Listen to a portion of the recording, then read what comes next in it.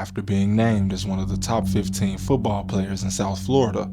During your senior year, you get offers from IU, Georgia Tech, and FIU among others. But you chose the University of Central Florida. And in your third season, you've become an All-American, having your best season yet. But instead of thinking about the draft, you were with another man's girl. The same girl who would put you at the center of a crime that almost turned deadly. On January 8th, 2023, Justin Hodges went to a nightclub in downtown Orlando. The same night, around 10 p.m., Nevaeh Mosher was staying in her friend's luxury apartment downtown, but for some reason, her ex-boyfriend was also staying there, and she states that they argued the whole time, so when Nevaeh headed out to a club, her ex remained at the apartment. She meets a UCF football player. She and Justin take a liking to each other, and it's unknown if she returned that night or the next morning, but when she did, she was wearing the UCF windbreaker belonging to Justin Hodges, as well as his Cash App card in the jacket pocket. But this is when things get unclear. When she returned, she was confronted by her ex, who asked about the jacket. He found the Cash App card and used it to buy a subscription to Nevaeh's OnlyFans account.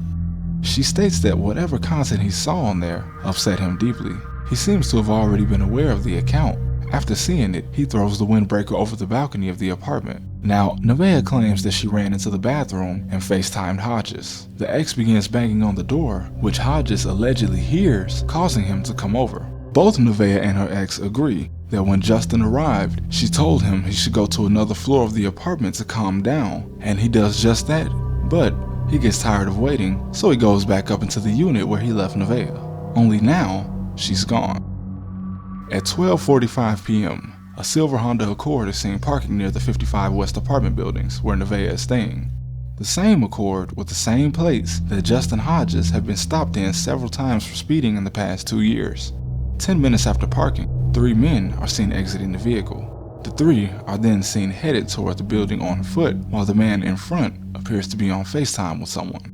This is when the ex-boyfriend claimed that after noticing Nevaeh wasn't in the unit, he heard a knock. The peephole was covered, but he claims that he knows it was Nevaeh knocking. Either way, when he opened the door, the 3 men barge in, and the one that was carrying the backpack produces a firearm, and the trio began to steal from the apartment, securing what they take in the ex-boyfriend's backpack. Now, the ex-boyfriend claims that this is Justin Hodges.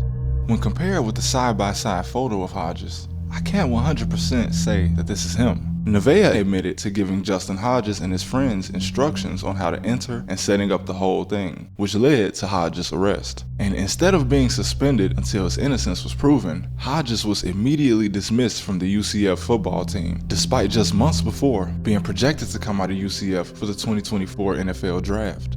But then, the state decided not to move forward with the case and dropped it. Despite 2 witnesses putting Hodges at the scene of the crime, no weapon allegedly used in the crime was ever recovered. Nevaeh blamed Hodges, but since she had already changed her story, her testimony wasn't credible enough. But the most damning evidence against him was the fact that the 3 men on camera were seen exiting the same Honda that police spotted at Hodges' apartment when they arrested him.